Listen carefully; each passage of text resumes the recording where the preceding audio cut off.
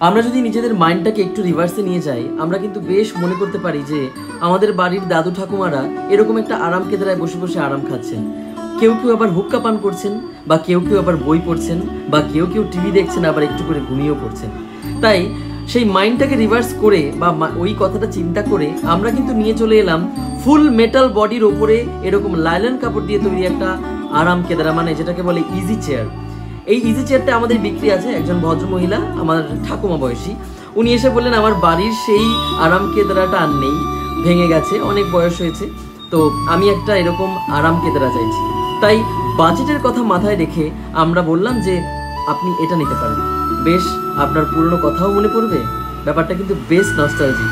তাই চিন্তা না করে এরকম একটা সুন্দর কম দামে পুষ্টিকর জিনিস যদি নিতে চান, তাহলে অবশ্যই আসতে হবে কোথায়? আরজু ফার্নিচারে।